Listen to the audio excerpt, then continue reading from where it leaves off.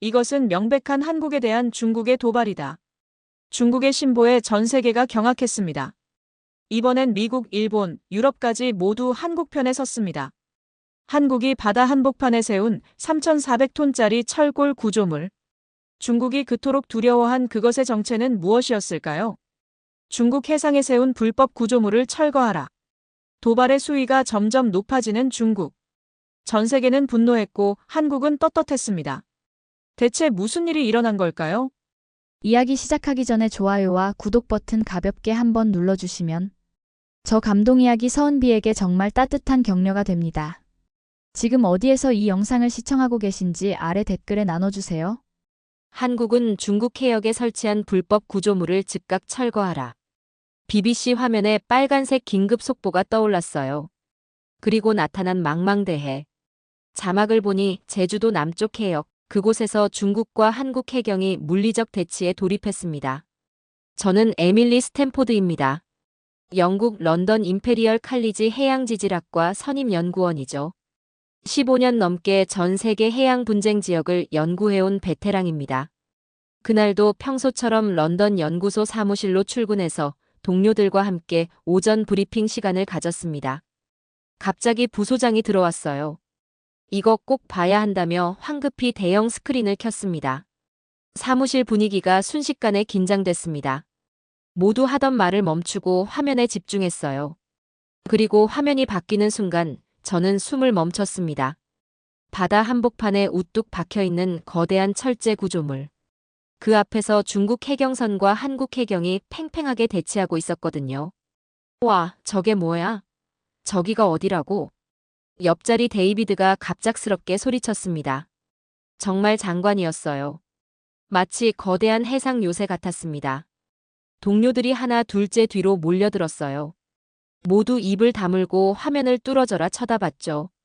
중국 해경선 5척이 그 구조물을 완전히 포위하고 있었습니다. 한국 해경선 3척이 맞서고 있었고요. 두 나라 선박들 사이 거리는 불과 몇십 미터였어요. 파도가 거칠게 일렁이는 가운데 언제 충돌이 일어나도 이상하지 않은 상황이었습니다. 경고한다. 즉시 이 해역을 벗어나라. 중국 해경의 확성기 소리가 사무실 스피커를 통해 울려 퍼졌어요. 목소리가 날카롭고 공격적이었습니다. 이곳은 대한민국 배타적 경제수역입니다. 지금 당장 불법 진입을 중단하십시오. 한국 해경의 대답이 이어졌어요. 목소리는 차분했지만 단호했습니다. 화면이 다시 바뀌었습니다. 중국 해경선에서 무장한 요원들이 보트로 옮겨 타고 있는 모습이 보였어요. 헬멧을 쓰고 장비를 착용한 모습이 심상치 않았습니다. 긴장감이 절정에 달한 순간 중국 외교부 대변인이 카메라 앞에 섰습니다. 얼굴에 분노가 가득했어요. 이어도는 중국 해역이며 한국은 불법 구조물을 즉각 철거해야 한다. 이어도 처음 들어보는 이름이었습니다. 사무실이 술렁였어요. 저는 스마트폰으로 뉴스를 검색하기 시작했습니다. 분명 최근 뉴스들이 쏟아졌을 거였거든요. 불과 1시간 만에 미국 국무부는 긴급 성명을 냈어요. 이어도는 명백히 한국의 배타적 경제 수역 내에 위치한다. 중국의 주장은 국제법에 어긋난다. 일본, 유럽연합, 호주까지 연달아 한국 지지 성명을 발표했습니다. 전 세계가 다 한국 편이네. 데이비드가 중얼거렸어요. 정말 놀라운 일이었습니다. 이렇게 전 세계가 한 목소리로 한 나라를 지지하는 경우는 흔하지 않거든요. 그런데 유독 중국만 끝까지 자기 땅이라 우기고 있었어요. 스크린에 재생되고 있는 영상에선 카메라가 다시 그 구조물을 클로즈업했습니다. 정말 엄청난 크기였어요. 건물로 치면 20층은 좋게 되어 보였습니다. 화면 속 구조물 주변으로 파도가 거칠게 부딪히고 있었어요. 마치 바다가 화가 난 듯이 성을 내고 있는 모습 같았습니다. 그럼에도 그 구조물은 꿈쩍하지 않았습니다. 마치 바다와 한몸이 된 것처럼 견고해 보였어요. 자세히 보니 꼭대기에는 각종 레이더와 안테나가 빽빽하게 설치되어 있었습니다. 심지어 헬기 착륙장도 있었고요. 이건 완전한 해상 기지였어요. 와, 저건 어떻게 만들었지? 완전 해상 기지네. 데이비드가 놀랐습니다. 그때 부소장이 저를 불렀어요. 에밀리, 긴급 프로젝트를 진행하기로 했어. 상부에 보고할 이어도 분쟁 관련 객관적 분석이 필요할 것 같아. 제가요? 갑작스러운 얘기였습니다. 국제적 시각에서 중립적 분석으로 한번 다가가 보자고. 솔직히 당황스러웠습니다. 한국과 중국의 분쟁이라니. 저는 순수 과학자인데 왜 정치적 분쟁에 끼어들어야 하는 걸까요? 제가 정치적 분쟁 전문가는 아닌데 말이죠. 이어도의 객관적인 해양지질학적 분석까지 진행해 봅시다. 특히 그 구조물의 기술적 측면까지 다시 검토해 봐야겠어. 이 싸움에 내가 왜 끼어들어야 하지? 저 요새에서 어떤 해양 지질학적 분석을 하라는 거지? 순간 머릿속이 하얘졌습니다. 중요한 다른 프로젝트도 많은데 말이죠. 하지만 오후가 될수록 자꾸만 그 영상이 머릿속에 맴돌았습니다. 바다 한복판에 우뚝 서 있던 그 거대한 구조물. 어떻게 저런 걸 바다 위에 세울 수 있었을까요? 해양지질학자로서 15년 동안 전 세계 바다를 누비며 연구해왔지만 저런 구조물은 처음 봤거든요. 북해 유전 탐사부터 지중해 고고학 프로젝트까지 웬만한 해양시설은 다 가봤다고 생각했었던 저에겐 충격적인 장면이었습니다. 그 구조물은 차원이 달랐어요. 단순한 시추선이나 관측 부표가 아니라 완전한 해상 도시 같았습니다. 마치 인류 최후의 요새 같았달까요? 부소장이 추가 자료를 보여줬습니다. 이어도는 제주도에서 남서쪽으로 149km 떨어진 수중 암초라고 했어요. 중국 해안에서는 287km나 떨어져 있었죠. 그런데 저 구조물은 2003년에 완공됐다고 하더군요. 무려 20년도 더 전에 저런 걸 세웠다는 거잖아요. 어떻게 가능한 일일까요? 도대체 한국이 언제부터 저런 기술력을 가지고 있었던 걸까? 그리고 저 바다 한복판의 요새는 정확히 무엇을 하는 곳일까? 그날 밤 저는 잠을 이룰 수 없었습니다. 자꾸만 그 영상이 떠올랐어요. 거센 파도를 가르며 우뚝 서 있던 그 건축물의 정체가 자꾸 궁금해졌습니다. 결국 다음 날 아침 부소장에게 말했어요. 그 프로젝트 제가 맡겠습니다. 하지만 조건이 있어요. 직접 현지에 가서 확인해보고 싶습니다. 부소장이 웃으며 대답했어요. 그럴 줄 알았어요. 에밀리답네요. 바로는 승인이 안 될 거고 우선 자료조사부터 시작하죠. 그렇게 저는 이어도라는 미지의 세계로 발을 들여놓게 되었습니다. 그때만 해도 그곳에서 제가 얼마나 놀라운 진실을 발견하게 될지 상상도 못했죠. 저는 이어도에 대해 조사를 시작했습니다. 처음에는 단순한 해양 분쟁 정도로 생각했었거든요. 하지만 자료를 파면 팔수록 상황이 얼마나 복잡한지 깨달았어요. 이어도는 제주도에서 남서쪽으로 149km 떨어진 이 수중 암초는 바위도 섬도 아닌 수심 4.6m에 잠겨 있어서 평상시에는 보이지도 않는 곳이었어요. 도대체 왜 저런 곳에 구조물을 세운 걸까요? 동료 데이비드가 의아해했습니다. 저도 처음엔 같은 생각이었어요. 하지만 더 깊이 조사해보니 놀라운 사실을 발견했죠. 이어도 주변 해역은 동아시아에서 가장 중요한 해상 교통로 중 하나였습니다. 연간 수만 척의 선박들이 이 해역을 지나가죠. 전 세계 해상 물동량의 상당 부분이 이곳을 통과해요. 더 중요한 건 기상학적 위치였습니다. 이어도는 태풍이 한반도로 북상하는 주요 경로에 있었어요. 매년 여름과 가을, 서태평양에서 발생한 태풍의 60%가 이곳을 지나가죠. 여기가 바로 기상 관측에 매우 중요한 지점이네요. 데이비드가 답했어요. 태풍 예보의 정확도를 높이려면 해상에서의 실시간 데이터가 필수적이었거든요. 특히 이어도처럼 태풍 경로의 핵심 지점에서 수집되는 데이터는 그 가치를 돈으로 환산할 수 없을 정도였어요. 하지만 문제는 이곳의 자연환경이었습니다.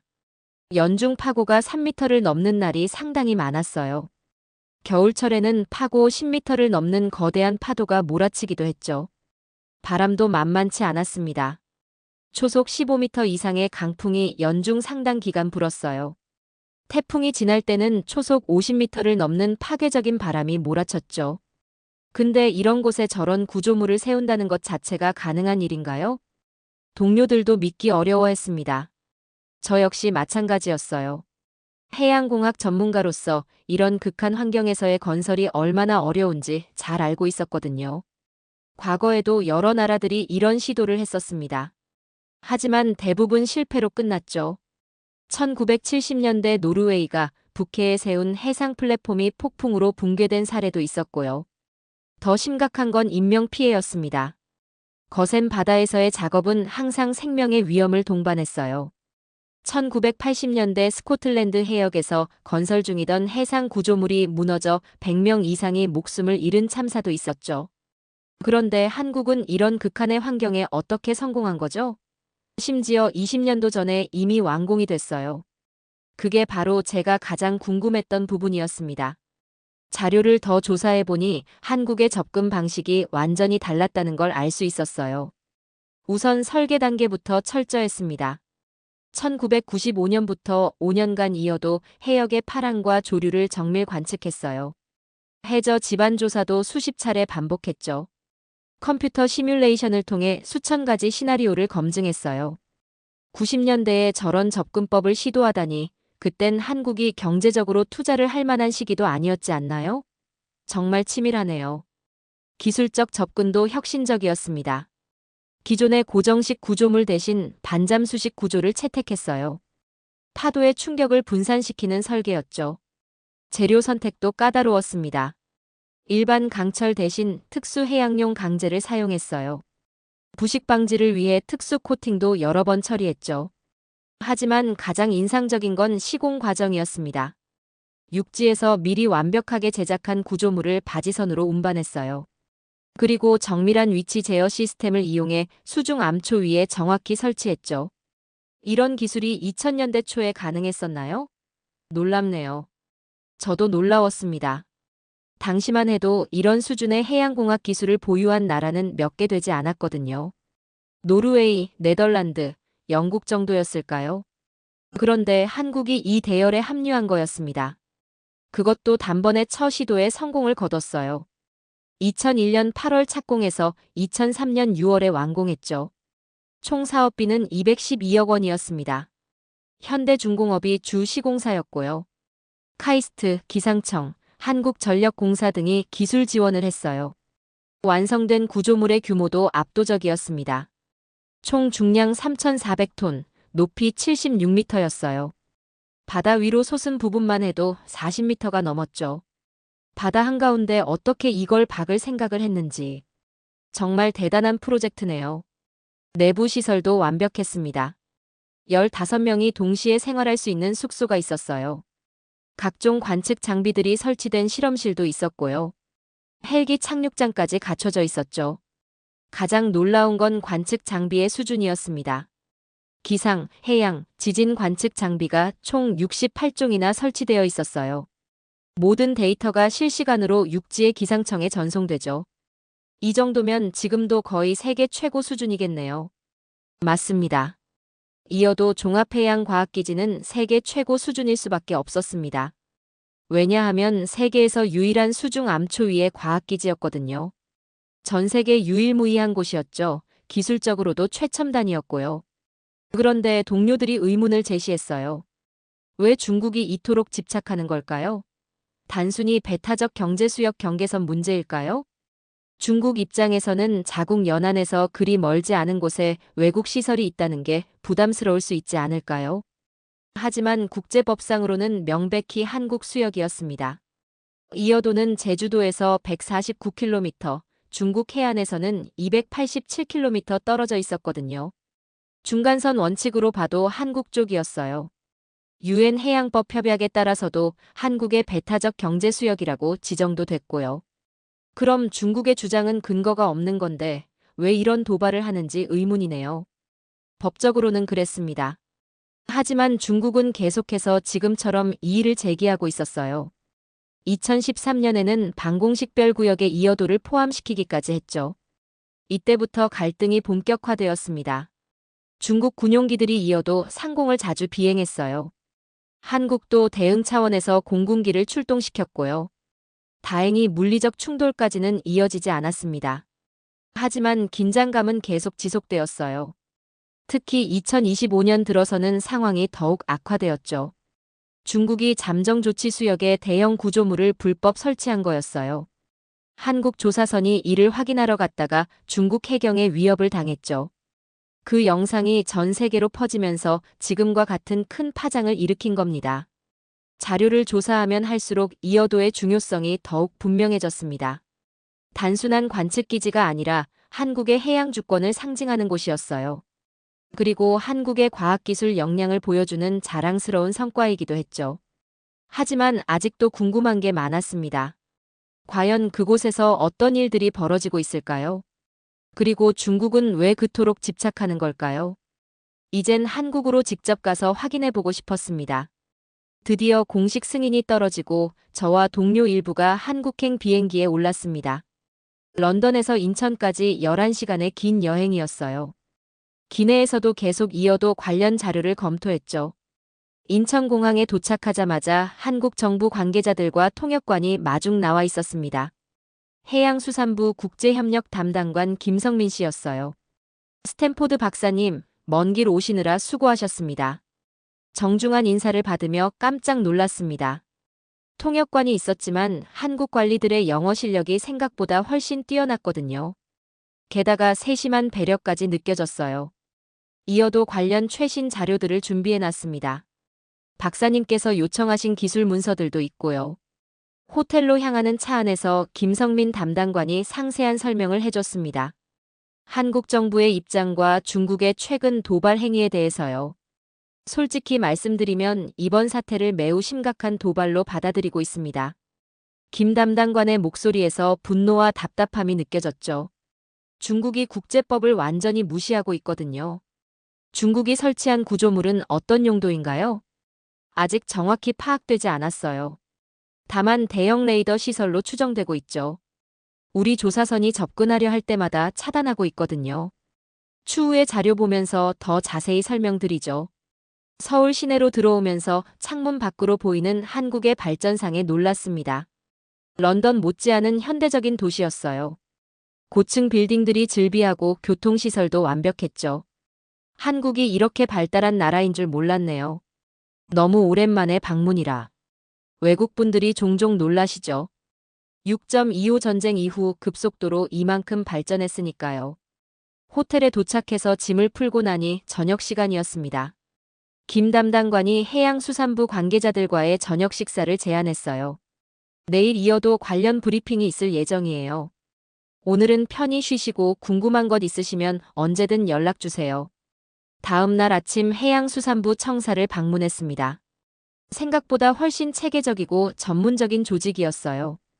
브리핑룸에서 만난 이어도 담당팀은 모두 박사급 전문가들이었습니다. 해양공학, 기상학, 국제법 전문가들이 한자리에 모여 있었어요. 이어도 프로젝트는 한국이 1995년부터 시작된 국가적 사업이에요. 해양공학 담당 박진우 박사가 설명을 시작했습니다. 당시만 해도 불가능하다는 의견이 많았어요.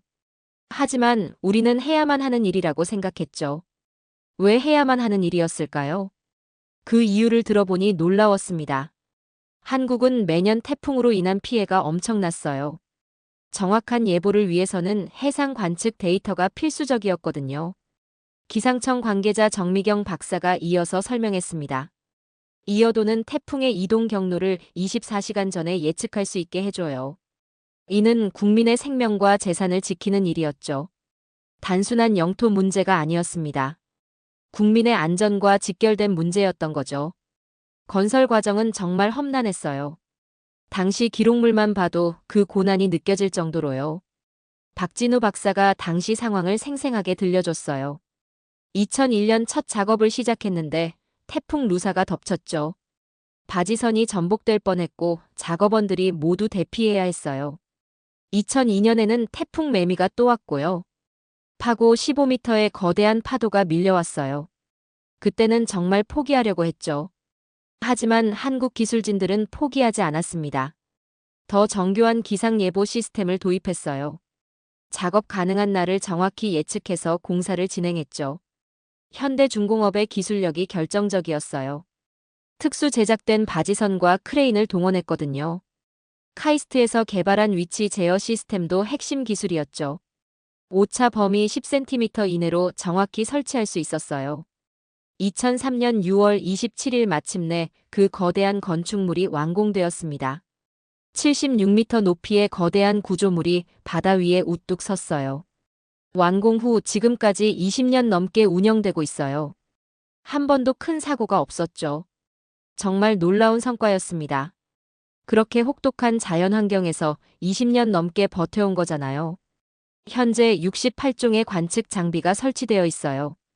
기상, 해양, 지진 데이터를 실시간으로 수집하고 있죠. 정미경 박사가 자세한 설명을 계속했습니다. 태풍 예보 정확도가 30%나 향상되었어요. 매년 수백 명의 생명과 막대한 재산 피해를 막고 있죠. 어업 안전에도 큰 도움이 되고 있어요. 조업 선박들에게 실시간 기상 정보를 제공하거든요. 하지만 그때부터 중국의 견제도 만만치 않았습니다. 2013년부턴 본격적인 갈등이 시작되었어요.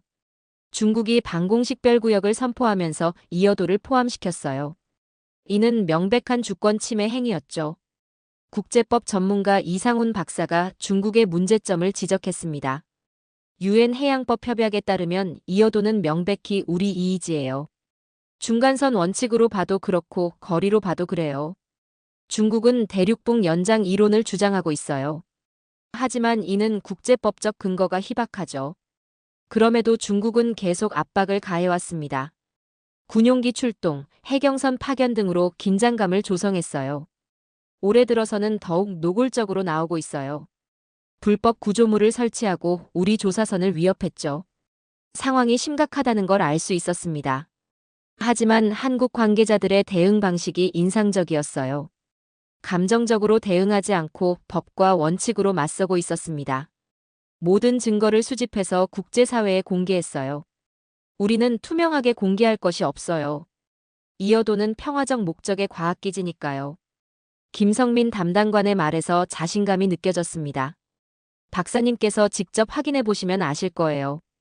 우리가 얼마나 투명하게 운영하고 있는지 말이죠. 드디어 이어도 방문이 확정되었습니다. 제주도를 거쳐 헬기로 이동하는 일정이었어요. 날씨가 허락한다면 내일 출발할 수 있어요. 가슴이 뛰기 시작했습니다. 드디어 그 신비로운 해상 요새를 직접 볼 수 있다니. 과연 어떤 모습일까요? 그날 밤 호텔에서 한국에 대한 인상을 정리해봤습니다. 생각했던 것보다 훨씬 체계적이고 전문적인 나라였어요. 무엇보다 모든 일을 투명하고 원칙적으로 처리하는 모습이 인상 깊었죠. 이번엔 정말 다를 수도 있겠다는 생각이 들었어요. 제주도 서귀포 헬기장에 도착했습니다. 날씨는 다행히 맑았지만 바람이 꽤 강했어요. 이어도로 향하는 해경 헬기가 대기하고 있었죠. 오늘 파고가 3m 정도 될 것 같아요. 착륙이 조금 어려울 수 있어요. 조종사가 미리 양해를 구했습니다. 저는 이미 각오하고 있었어요. 그동안 세계 곳곳의 험한 바다를 경험해 봤거든요. 하지만 솔직히 마음 한편으로는 의심이 들었습니다. 정말 한국이 그렇게 완벽하게 운영하고 있을까요? 혹시 영상에서 보이던 그 모습이 과연 실제로도 저희를 압도시킬 수 있을까요? 헬기가 이륙하자 제주도의 아름다운 해안선이 펼쳐졌습니다. 점점 육지가 멀어지고 망망대해만 보였어요. 어느 정도 지났을 때 저 멀리 점 하나가 보이기 시작했죠. 저기 보이는 게 이어도예요. 그리고 저기 보이시죠? 점점 가까워지면서 그 거대한 규모가 드러났어요. 정말 상상을 초월하는 크기였습니다. 바다 한복판에 솟은 거대한 철제 도시 같았어요. 하지만 제 마음속에는 여전히 의구심이 있었습니다. 과연 저곳에서 정말 의미 있는 연구가 이루어지고 있을까요? 아니면 그냥 중국을 견제하기 위한 시설에 불과한 걸까요? 헬기가 착륙장에 내려앉는 순간 거센 바람이 몰아쳤습니다. 파도 소리와 바람 소리가 엄청났어요. 정말 살아있는 바다 한복판이라는 걸 실감했죠. 이어도 기지관리소장 한진수 씨가 마중 나왔습니다. 어서 오세요, 스탠포드 박사님. 드디어 뵙게 되었네요. 기지 내부로 들어가니 완전히 다른 세계였습니다. 밖의 거친 바다와는 대조적으로 조용하고 쾌적했어요. 각종 첨단 장비들이 가득했죠. 여기서 상주 근무하는 과학자들이 있어요. 15일씩 교대로 근무하고 있죠. 한 소장이 소개해준 과학자들을 만났습니다. 기상학자 김태훈 박사와 해양학자 이현지 박사였어요. 이곳에서 근무한 지 벌써 3년째예요. 김태훈 박사가 말했습니다. 처음엔 힘들었지만 지금은 이곳이 제2의 고향 같아요. 정말 그런 것 같을까요? 저는 아직 확신이 서지 않았습니다. 혹시 제가 있어서 그런 말을 하는 건 아닐까요? 박사님께서 의심하시는 게 당연해요. 이현지 박사가 제 마음을 읽은 듯 말했어요. 외국에서 오신 분들이 처음엔 다들 그러세요. 정말 여기서 제대로 된 연구가 이루어지는지 의구심을 갖죠. 하지만 직접 보시면 아실 거예요. 우리가 얼마나 진지하게 일하고 있는지 말이에요. 관측실로 안내받았습니다. 정말 놀라웠어요. 최첨단 장비들이 24시간 가동되고 있었죠. 대형 스크린에는 실시간 기상 데이터가 표시되고 있었어요. 풍속, 풍향, 기압, 습도 등 모든 정보가 분 단위로 업데이트되었죠. 이 데이터들이 모두 육지의 기상청으로 전송돼요. 태풍 예보의 핵심 자료가 되죠. 김태훈 박사가 자세히 설명해줬습니다. 작년에 태풍 흰남노가 올 때도 이곳 데이터가 결정적이었어요. 상륙 지점을 정확히 예측할 수 있었거든요. 해양 관측 장비도 인상적이었습니다. 수심 1000m까지 실시간 데이터를 수집하고 있었어요. 수온, 염분, 해류 등 모든 정보가 기록되었죠. 이 해역은 동중국해와 황해가 만나는 지점이에요. 해양학적으로 매우 중요한 곳이죠. 이현지 박사의 설명이 계속되었습니다. 기후변화 연구에도 핵심적인 데이터를 제공하고 있어요. 20년간 축적된 자료는 보물 같은 존재죠. 하지만 저는 여전히 회의적이었습니다. 이런 좋은 얘기들은 누구나 할 수 있잖아요.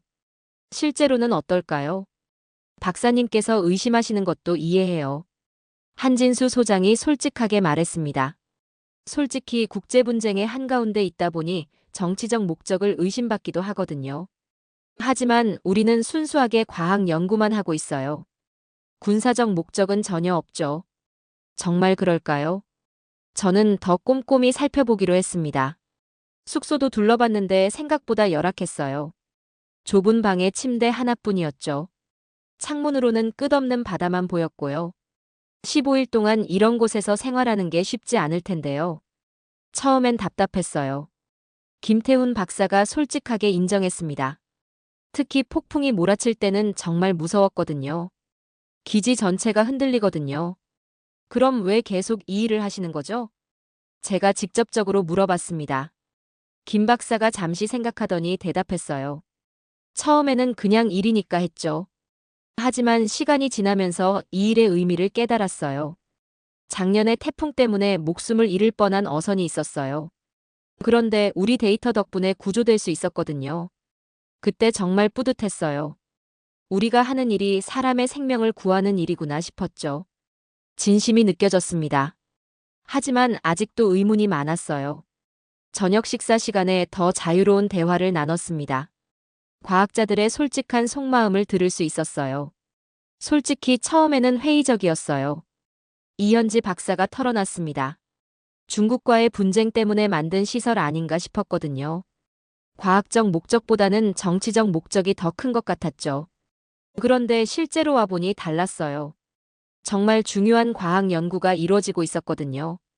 외국 연구진들과의 교류도 활발해요. 일본, 중국 과학자들도 여기 데이터를 활용하고 있죠. 정말 그럴까요?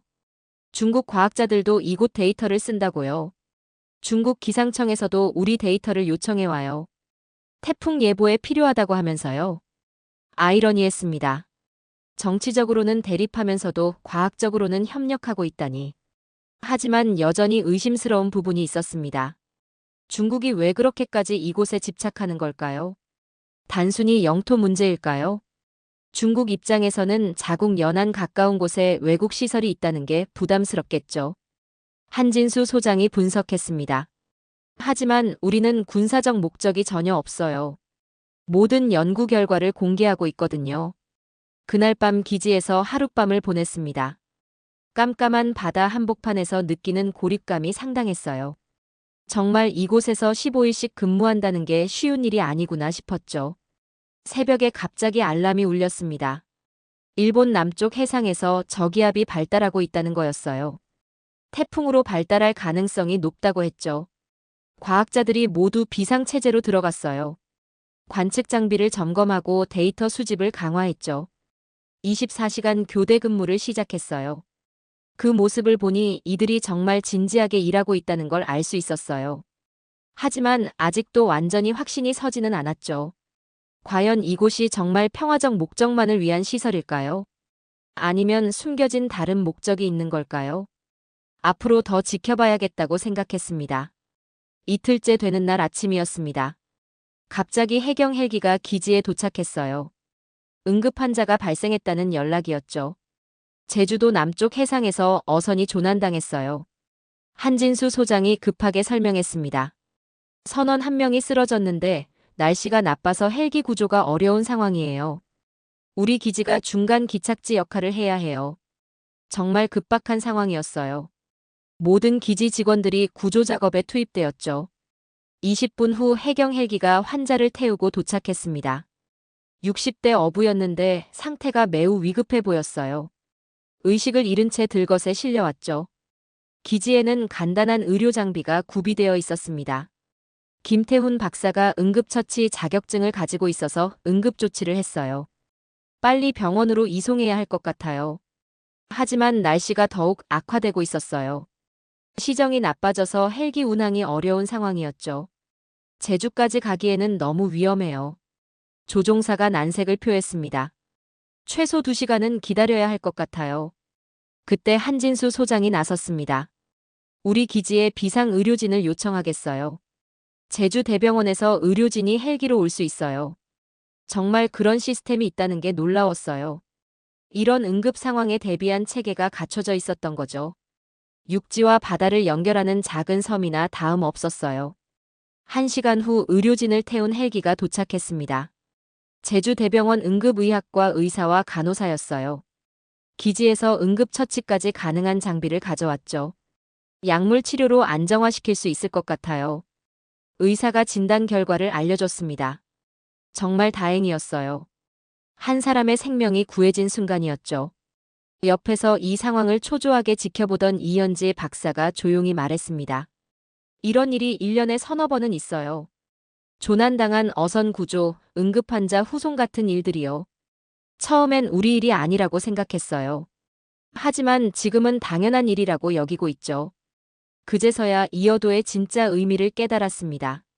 단순한 관측기지가 아니라 바다의 등대 같은 존재였던 거예요. 수많은 생명을 구하는 전진기지였죠.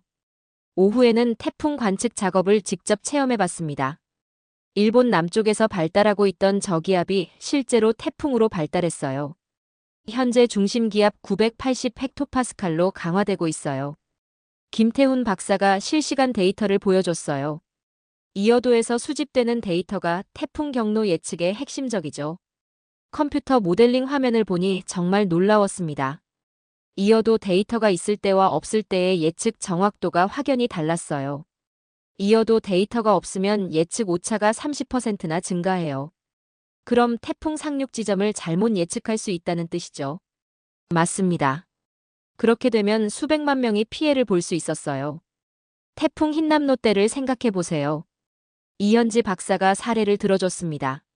처음에는 부산 쪽으로 상륙할 것으로 예측됐어요. 하지만 이어도 데이터를 반영하니 포항 쪽으로 수정됐죠.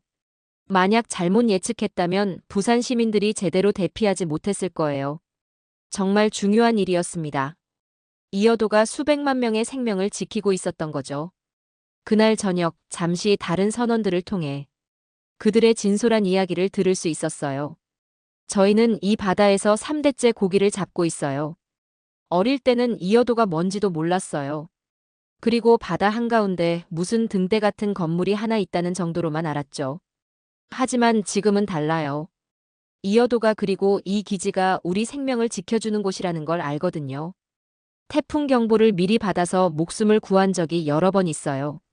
다른 어부도 거들었습니다. 예전에는 날씨 예보가 부정확해서 위험한 적이 많았어요. 갑자기 태풍이 와서 조난당할 뻔한 적도 있었고요. 지금은 덕분에 미리미리 대비할 수 있어요. 이들에게 이어도는 단순한 건물이 아니었습니다. 생명을 지켜주는 수호신 같은 존재였어요. 중국에서 자꾸 트집을 잡던데 이해가 안 돼요. 한 어부가 분개했습니다. 여기는 군사 목적으로 지어진 것도 아니고 사람 목숨 구하는 곳인데 무슨 문제가 있다는 거죠? 정치적인 이유는 잘 모르겠지만 이어도만큼은 꼭 지켜야 해요. 순박한 어부들의 말에서 진심이 느껴졌습니다. 이들에게 이어도는 없어서는 안 될 소중한 존재였어요. 그날 밤 갑자기 긴급 상황이 발생했습니다. 중국 어선 한 척이 이어도 근처에서 엔진 고장으로 표류하고 있다는 신고였어요. 중국 어선이요? 저는 깜짝 놀랐습니다. 정치적으로 대립하고 있는 상황에서 중국 어선을 구조한다고요? 당연히 구조해야죠. 한진수 소장이 단호하게 말했습니다. 바다에서는 국적이 중요하지 않아요. 사람의 생명이 가장 소중하거든요. 중국 어선을 파악한 소장은 해경에 즉시 연락해서 구조 작업이 시작되었습니다. 이어도에서는 실시간 기상 정보를 제공했어요. 구조선이 안전하게 접근할 수 있도록 도왔죠. 2시간 후 중국 어선이 무사히 구조되었다는 소식이 전해졌습니다. 선원 5명 모두 무사했다고 했어요. 중국 어선도 구조해 주시는군요. 제가 감탄하며 말했습니다. 정치는 정치고 인도주의는 인도주의죠. 이현지 박사가 담담하게 대답했어요. 작년에도 중국 어선 2척을 구조한 적이 있어요. 그때도 아무 조건 없이 도와줬죠. 정말 대단했습니다. 정치적 갈등과 상관없이 인간의 생명을 구하는 일에 최선을 다하고 있었어요. 그 순간 저는 깨달았습니다. 이어도는 단순한 정치적 상징이 아니었어요. 진짜 사람의 생명을 구하는 곳이었죠. 한국의 진정성을 의심했던 제 자신이 부끄러워졌어요. 이들은 정말 순수한 마음으로 이 일을 하고 있었거든요. 어쩌면 이번엔 정말 다를 수도 있겠다는 생각이 들었습니다. 3일째 되는 날 새벽이었습니다. 갑자기 비상 알람이 울려댔어요. 중국 해경선 3척이 이어도 쪽으로 또다시 고속 접근하고 있다는 레이더 경보였죠. 영사에서만 보던 그 장면이었어요. 거리 20km에서 접근 중이에요. 한진수 소장이 긴장한 표정으로 보고했어요. 한국 해경에 즉시 연락했지만 도착까지 2시간은 걸릴 것 같아요. 정말 아슬아슬한 상황이었습니다. 중국 해경선들이 먼저 도착할 가능성이 높았어요. 혹시 무력 충돌이 일어날 수도 있나요? 제가 걱정스럽게 물었습니다. 항상 최악의 경우를 대비해야죠. 김태훈 박사가 침착하게 대답했어요. 하지만 우리는 끝까지 평화적으로 대응할 거예요. 15분 후 중국 해경선들이 주변 5km 지점에 도착했습니다. 대형 확성기를 통해 경고 방송이 들려왔어요. 이곳은 중국의 관할 해역이다. 불법 구조물을 즉시 철거하라. 정말 긴장되는 순간이었습니다. 혹시 물리적 충돌이 벌어지는 건 아닐까요? 그런데 한진수 소장의 대응이 놀라웠어요. 차분하고 침착하게 상황을 관리했죠. 무전기를 통해 중국 해경에 직접 연락했습니다. 이곳은 대한민국 배타적 경제수역 내의 과학기지입니다. 국제법에 따라 정당한 연구 활동을 하고 있습니다. 중국 측에서는 계속 철거를 요구했어요. 하지만 한국 측의 대응은 선을 넘지도 무례하지도 않고 단호했습니다. 우리는 어떤 위협에도 굴복하지 않겠어요. 이현지 박사가 단호하게 말했어요. 20년 넘게 이곳을 지켜온 우리의 의지를 꺾을 수는 없어요. 정말 대단한 정신력이었습니다. 압도적인 중국의 물리력 앞에서도 전혀 위축되지 않았어요. 1시간이 지났지만 상황은 계속 교착 상태였습니다. 중국 해경선들은 이어도 주변을 계속 맴돌고 있었어요.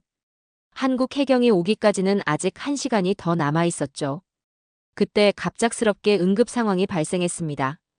이어도 주변 해역에서 조업 중이던 중국 어선 한 척이 기관실 화재로 조난 신호를 보낸 거예요. 중국 어선에서 작은 화재가 발생한 것 같습니다. 한진수 소장이 상황을 설명했습니다. 정말 아이러니한 상황이었습니다. 한쪽에서는 중국 해경이 이어도 철거를 요구하고 있고 다른 쪽에서는 중국 어선이 구조를 요청하고 있었어요. 이런 상황에선 어떻게 하시나요? 제가 소장에게 물었습니다. 당연히 구조가 먼저죠. 한진수 소장은 조금도 망설이지 않았어요. 정치적 갈등과 인도주의적 구조는 별개 문제예요. 즉시 해경에 구조 요청을 했습니다. 동시에 중국 해경에도 상황을 알렸어요. 중국 어선 화재 발생으로 응급 환자가 발생 가능성. 구조 작업에 협조해 주시기 바랍니다. 중국 해경 측도 당황한 것 같았어요. 자국 어선의 생명이 걸린 문제였거든요. 30분 후 한국 해경선도 도착했습니다. 응급처치용 의료 장비와 산소를 제공해 주는 듯 보였죠. 다행히 생명에는 지장이 없을 것 같아요. 해경 의료진이 진단했습니다. 중국 어선이 돌아가는 순간 놀라운 일이 벌어졌습니다. 중국 해경선에서 무전이 온 거예요. 구조 작업에 감사드립니다. 중국 해경 지휘관의 목소리가 이전보다 부드러워져 있었어요. 하지만 우리의 공식 입장은 변하지 않습니다.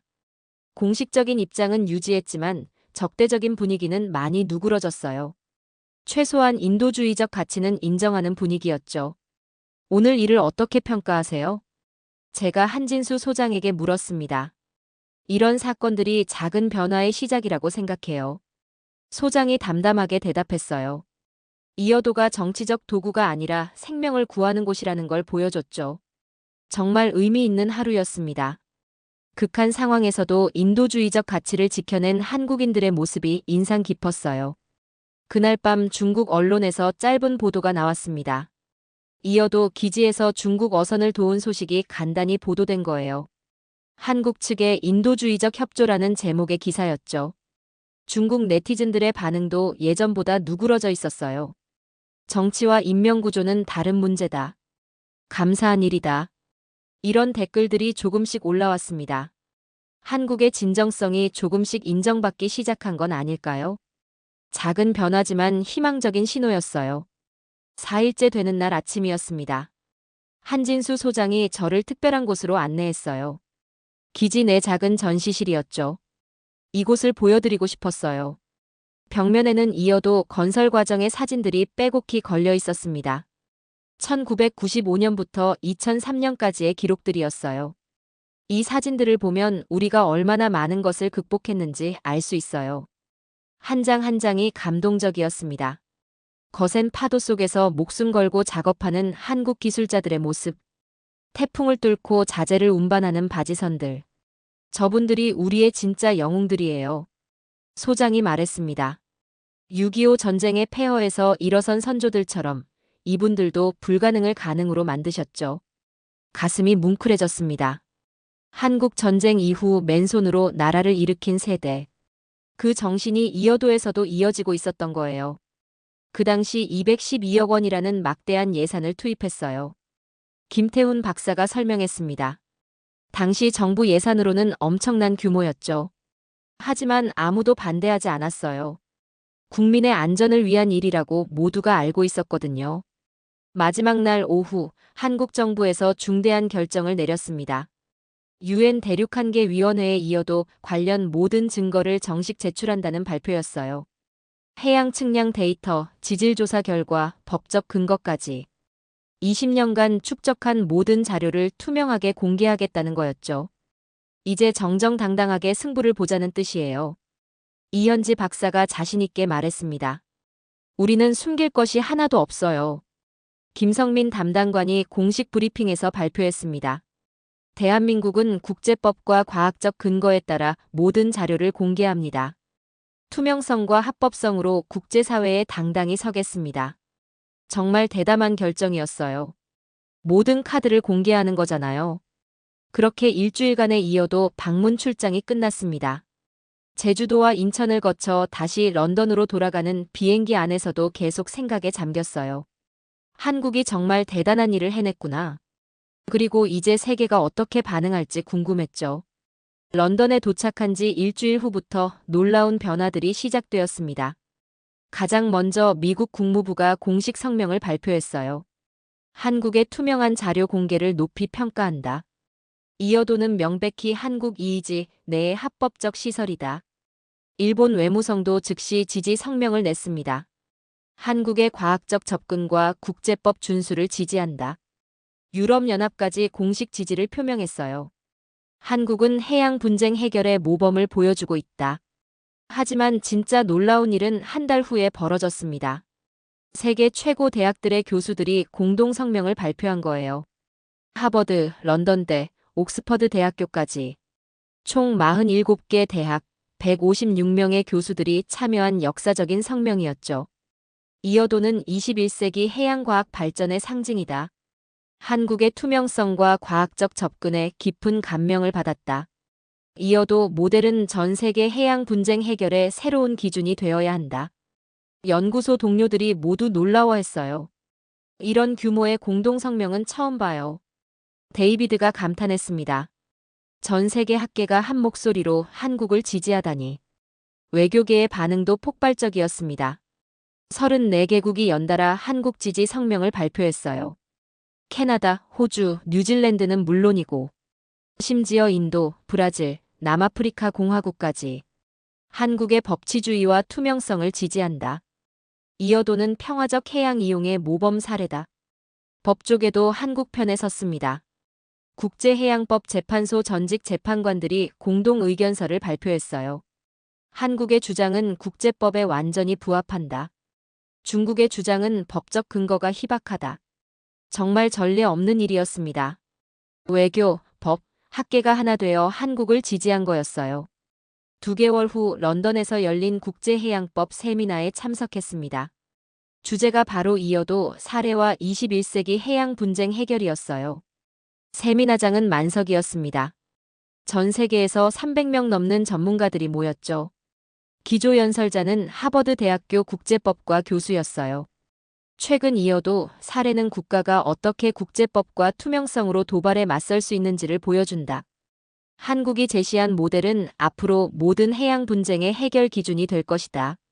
청중들이 뜨거운 박수를 보냈습니다. 패널 토론에서 MIT 교수가 말했어요. 한국의 기술력과 투명성이 결합된 이어도 모델은 21세기 새로운 패러다임이다. 옥스퍼드 교수도 거들었습니다. 원칙과 법으로 당당할 수 있다는 것을 증명했다. 세미나 마지막에 놀라운 발표가 있었습니다. 유엔에서 이어도 모델을 공식 해양 분쟁 해결 가이드라인으로 채택한다는 거였어요. 앞으로 모든 해양 분쟁은 이어도 사례를 참고하게 될 것입니다. 유엔 해양법 담당관이 발표했습니다. 세미나가 끝나고 여러 나라 전문가들이 저에게 다가왔어요. 한국에서 직접 본 이어도는 어땠나요? 정말 그렇게 투명하게 운영되고 있나요? 그곳에선 뭘 하나요? 모두들 한국의 사례에 깊은 관심을 보였습니다. 네덜란드 교수가 말했어요. 우리도 북해에 이어도 같은 시설을 만들고 싶어요. 한국의 기술 지원을 받을 수 있을까요? 노르웨이 연구소장도 비슷한 요청을 했습니다. 한국의 해양공학 기술을 배우고 싶어요. 정말 놀라운 변화였습니다. 한국이 정말 해낸 거구나. 무력도 경제력도 아닌 정의의 힘으로. 그리고 그 중심에 이어도가 있었어요. 선조들이 목숨 걸고 지켜낸 이 땅에서 후손들이 또 다른 기적을 만들어낸 거였습니다. 이제 이어도는 단순한 관측기지가 아니었어요. 전 세계가 인정하는 평화와 법치의 상징이 된 거였죠. 세미나까지 마친 후 연구소에 복귀하자마자 동료들이 몰려들었습니다. 모두 이어도 이야기를 듣고 싶어 했어요. 정말 그렇게 대단한 곳이었어요? 데이비드가 궁금해했습니다. 상상을 초월했어요. 저는 솔직하게 대답했습니다. 처음에는 저도 회의적이었거든요. 하지만 직접 보니 완전히 달랐죠. 제가 경험한 일들을 차례대로 들려줬습니다. 중국 환자를 구조한 일, 어민들과의 만남, 한국의 기술력, 국제사회의 반응까지 모든 것을요. 동료들도 놀라워했습니다. 정치적 갈등 상황에서도 인도주의를 포기하지 않다니. 그게 바로 한국의 힘이었어요. 저는 확신을 가지고 말했습니다. 군사력이나 경제력이 아닌 도덕적 힘이었죠. 이어도 보고서 작성에 들어갔습니다. 하지만 단순한 기술 보고서로는 부족했어요. 제가 경험한 감동을 모두 담고 싶었거든요. 보고서 제목을 21세기 해양협력의 새로운 모델, 이어도로 정했습니다. 기술적 분석뿐만 아니라 인도주의적 가치까지 포함한 종합 보고서였어요. 보고서를 완성하고 나니 국제학회에서 발표 요청이 들어왔습니다. 런던에서 열리는 국제해양공학회의에서 이어도 사례를 소개해달라는 거였어요. 발표 당일 회의장은 만석이었습니다. 전 세계 해양공학 전문가들이 이어도에 대해 듣고 싶어 했거든요. 이어도는 단순한 관측기지가 아니에요. 저는 발표를 이렇게 시작했어요. 21세기 국제협력의 새로운 모델이죠. 제가 직접 경험한 사례들을 생생하게 들려줬습니다. 청중들의 반응이 뜨거웠어요. 질문이 있어요. 스위스 해양연구소 소장이 손을 들었습니다. 한국의 기술 수준이 그렇게 높은 줄 몰랐는데 어떻게 가능했다고 보시나요? 한국은 불가능을 가능으로 만드는 나라예요. 이미 1990년대에 그들은 시작했죠. 저는 자신있게 대답했습니다. 1950년대만 해도 세계 최빈국 중 하나였지만 70년 만에 선진국이 되었잖아요. 그 건축물 또한 그들의 사상과 그 정신이 그대로 반영되어 있었어요. 이어도도 마찬가지고요. 불가능해 보였지만 한국은 지켜내고 있죠. MIT 해양공학과 교수가 또 다른 질문을 했습니다. 중국과의 갈등은 어떻게 해결될 것이라고 보시나요? 그 상황에서도 한국이 보여준 건 진정성이었어요. 저는 중국 환자 구조 사례를 자세히 설명했습니다. 정치적 대립 상황에서도 인간의 생명을 구하는 일에 최선을 다했어요. 그것이 1차적으로 중국인들의 마음을 움직인 거죠. 발표가 끝나자 기립박수가 터져나왔습니다. 여러 나라 전문가들이 한국에 이어도 모델의 깊은 감명을 받았어요. 우리나라도 이어도 같은 시설을 만들고 싶다는 문의가 잇따랐습니다. 네덜란드, 덴마크, 노르웨이 등에서 기술 협력을 요청해왔어요. 한 달 후 더욱 놀라운 소식이 전해졌습니다.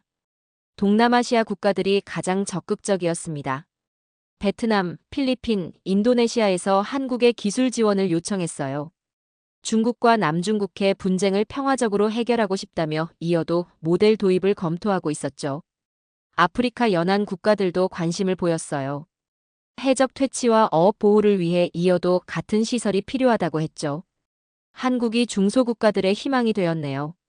동료가 감탄했습니다. 6개월 후 저는 다시 한국을 방문했습니다. 이번에는 개인적인 관심에서였어요. 이어도가 어떻게 변했는지 궁금했거든요. 제주도에 도착하니 놀라운 변화가 있었습니다. 청사가 예전보다 분주해 보였어요. 요즘 정말 바빠요. 김성민 담당관이 말했습니다. 총 4개국에서 이어도와 해양과학기지 견학 요청이 들어왔거든요. 모두 연구 목적이에요. 독일, 네덜란드, 노르웨이, 덴마크에서 공식 요청이 왔다고 했어요. 자국 해역에 비슷한 시설을 만들기 위한 사전조사 차원이었죠. 한국의 해양 기술을 직접 보고 배우고 싶다고 해요. 정말 놀라운 변화였습니다. 예전에는 한국이 외국 기술을 배우러 다녔는데 이제는 반대가 된 거잖아요. 이어도 헬기장에서 독일 연구팀을 만났습니다. 막스 플랑크 해양연구소에서 온 5명의 연구진이었어요. 한국의 해양 기술 수준이 궁금해서 왔어요. 팀장인 밀러 박사가 말했습니다. 발트해에도 이어도 같은 시설을 만들고 싶거든요. 이어도에 도착하니 한민수 소장이 독일 팀을 안내하고 있었습니다. 각종 관측 장비들을 자세히 설명해주고 있었어요. 정말 놀라워요. 독일 연구진 중 한 명이 감탄했습니다. 이런 극한 환경에서 20년 넘게 운영한다는 게 믿기지 않아요. 밀러 박사도 깊은 인상을 받은 것 같았어요. 독일도 북해와 발트해에서 비슷한 시도를 했지만 모두 실패했어요. 한국은 어떻게 성공할 수 있었을까요? 김태훈 박사가 자세히 설명해줬습니다. 설계 단계부터 시공, 운영까지의 모든 노하우를요. 가장 중요한 건 포기하지 않는 정신이었어요. 여러 번 실패해도 계속 도전했거든요. 독일 팀은 하루 종일 이 시설을 꼼꼼히 둘러봤습니다. 모든 시설을 사진으로 기록하고 상세한 질문을 이어갔어요. 한국 기술진들과 지속적으로 교류하고 싶어요. 밀러 박사가 제안했습니다. 독일에서도 한국 전문가들을 초청하고 싶고요. 저녁 식사 시간에 독일 연구진들과 대화를 나눴습니다. 그들의 한국에 대한 인식이 완전히 바뀌어 있었어요. 솔직히 처음에는 의심했어요. 한 연구원이 털어놨습니다. 아시아의 작은 나라가 이런 고난도 프로젝트를 성공시킬 수 있을까 하고요. 하지만 직접 보니 유럽보다 더 선진적이에요. 밀러 박사도 감탄했습니다. 기술 수준도 놀랍지만 운영 시스템이 정말 체계적이에요. 이 해양과학기지가 가지는 의미도 정말 크고요. 그들과 대화하면서 저는 더 큰 의미를 깨달았습니다. 이어도가 단순한 관측기지를 넘어선 상징이 되었다는 것을요. 만약 해양과학기지가 없었다면 어땠을까요? 제가 물어봤습니다. 상상하기 싫어요. 밀러 박사와 한국 담당자가 고개를 저었습니다. 중국이 이 해역을 완전히 장악했을 거예요. 동중국해 전체가 중국 내해가 되었을지도 몰라요. 태풍 예보도 엉망이 되었을 거고요. 다른 연구원도 거들었습니다. 매년 수많은 인명피해가 발생했을 거예요. 정말 소름 끼치는 이야기였습니다. 한국이 이곳을 지키지 못했다면 벌어졌을 일들이었어요. 한국이 20년 전에 정말 대단한 일을 해낸 거네요. 다음 날 독일팀은 더욱 구체적인 질문들을 쏟아냈습니다. 기술적 사항부터 운영 노하우까지 모든 것을 알고 싶어 했어요. 독일로 돌아가서 한국 모델을 레퍼런스 삼아서 상세한 보고서를 작성할 예정이에요. 밀러 박사가 말했습니다. 발트의 프로젝트를 추진하겠어요. 한국과의 기술 협력도 공식 제안하고 싶고요. 정말 놀라운 변화였습니다. 이제 한국이 기술을 전수하는 입장이 된 거잖아요. 독일 팀이 떠난 후 한진수 소장과 조용한 대화를 나눴습니다. 정말 격세지감이에요. 소장이 감회 깊게 말했습니다. 20년 전만 해도 우리가 외국 기술을 배우러 다녔는데 말이에요. 이제는 전 세계가 우리를 찾아오고 있어요. 김태훈 박사도 자랑스러워했습니다. 노르웨이에서도 다음 달에 견학단이 온대요. 네덜란드는 내년 상반기에 올 예정이고요. 20년 전에는 갈등의 원인이었는데 지금은 협력의 모델이 되었네요. 그게 바로 한국 방식이죠. 이현지 박사가 자랑스럽게 말했습니다. 무력으로 빼앗으려던 중국과 달리 우리는 나누고 공유하고 있어요. 그날 밤 기지 갑판에서 별을 보며 생각했습니다. 한국이 정말 위대한 일을 해낸 거구나. 20년 전 불가능해 보였던 일을. 모든 나라가 반대할 때도 굽히지 않고 밀어붙인 일을. 만약 그때 포기했다면, 중국의 압박에 굴복했다면, 지금 이 모든 것들이 존재하지 않았을 거예요. 평화로운 바다도, 정확한 태풍 예보도, 국제적 존경도. 정말 아슬아슬했네요. 한민수 소장이 옆에서 말했습니다. 한순간만 방심했어도 모든 걸 잃었을 뻔했어요. 이제 전 세계가 다 알고 있어요. 이어도 그리고 이 해양과학기지는 불법 건축물이 아니라 대한민국 것이라는 걸 말이에요. 중국도 더 이상 억지를 부릴 수 없어요. 국제사회가 모두 지켜보고 있거든요. 정말 그랬습니다. 유엔의 공식 인정, 세계 각국의 지지 성명, 학계의 지지까지. 이제 이어도가 한국 땅이라는 건 국제적 상식이 되었어요. 다음 날 런던으로 돌아오는 비행기 안에서 두 번째 보고서를 작성했습니다. 제목은 이어도와 해양과학기지가 지닌 국가 경쟁력이었어요. 한국이 보여준 것은 단순한 영토 수호가 아니었습니다. 작은 나라도 원칙과 끈기로 거대한 도전에 맞설 수 있다는 증명이었어요. 20년 전 바다 한복판에 세운 작은 구조물 하나가 오늘날 전 세계가 인정하는 평화와 과학의 상징이 된 거잖아요. 만약 한국이 그때 포기했다면, 중국의 위협에 굴복했다면, 지금쯤 이 바다는 중국이 차지하고 있었을 거예요. 그리고 아무도 이의를 제기할 수 없었겠죠. 하지만 한국은 포기하지 않았습니다. 눈 뜨고 바다를 빼앗기지 않았어요. 그 결과 오늘날 모든 나라가 인정합니다. 이어도는 대한민국의 정당한 영토라는 것을. 작은 나라 한국이 거대한 바다를 지켜낸 기적. 그 기적의 이름이 바로 이어도 그리고 한국의 해양과학기지였습니다. 바다 한복판에 선 작은 구조물 하나가 세상을 바꾼 오늘의 이야기를 함께 해주셔서 감사합니다.